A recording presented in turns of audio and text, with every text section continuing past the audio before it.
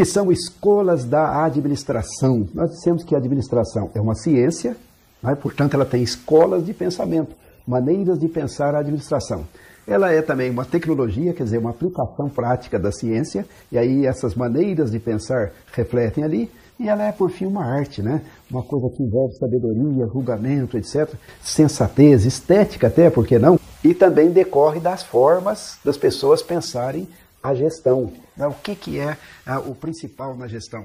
Então, os estudos de gestão, eles têm diferentes focos em função da época em que eles surgiram e da visão dos pesquisadores. Então, há vários focos, ideias e maneiras de pensar a gestão. Por exemplo, eu estou com esse livro aqui, que é um livro que traz as ideias iniciais.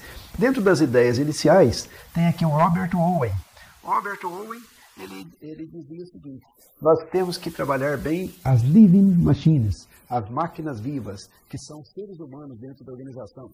Vocês que são superintendentes de manufatura, vocês se preocupam muito com as máquinas, fazem uma excelente manutenção das máquinas, mas se esquecem do ser humano. O ser humano é o melhor tipo de máquina que existe, é ele que vai resolver. Então, é uma maneira de ver a gestão, não é? E é uma maneira de privilegiar um dos fatores fundamentais da gestão. Então, os estudos, nós falamos, têm diferentes focos, porque eles decorrem de diferentes épocas e eles decorrem também das visões particulares daqueles que os apresentam, né? Então, nós vamos ver a administração, quando entrarmos um pouco mais nessas teorias, nós vamos ver o prisma daqueles que, em olhando para a administração, pensam na dimensão das tarefas, as tarefas a serem feitas. Isto foi objeto mais de atenção da administração científica, né? Controlar os tempos de trabalho do trabalhador, definir a carga de trabalho certa para ele, estabelecer os movimentos que ele deveria fazer, tá certo? Então, isto, foco na tarefa e típico da administração científica, ou chamado Taylorismo. Falaremos do Taylor mais adiante. Existe aquele enfoque que é baseado no processo de gestão, né? Como nós falamos do Fayol, tá certo? Planejamento, organização, direção, controle são as grandes atividades da administração e aí procura aprimorar este processo, né? É um outro foco. Então nós falamos, é um foco na tarefa, há um foco no processo, há um foco na estrutura, como desenhar a organização, a parte fixa da organização, para que ela funcione bem, os cargos, dividir os cargos, colocar ali, estabelecer as regras, né? Então nós vamos falar aí também desse lado, tá? É um outro ângulo.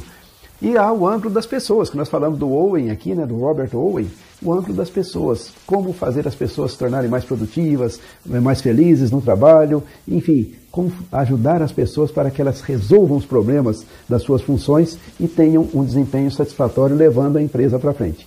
E por fim, um ponto baseado no ambiente. A administração é uma questão da gente atender bem ao ambiente, então nós temos que estabelecer uma estratégia para esse ambiente e assim é sábio. Então, quer dizer, o foco no ambiente.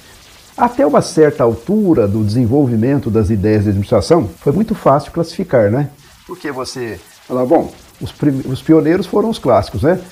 Focalizavam a administração clássica, a teoria clássica da administração. Focalizava as tarefas, os processos e estruturas.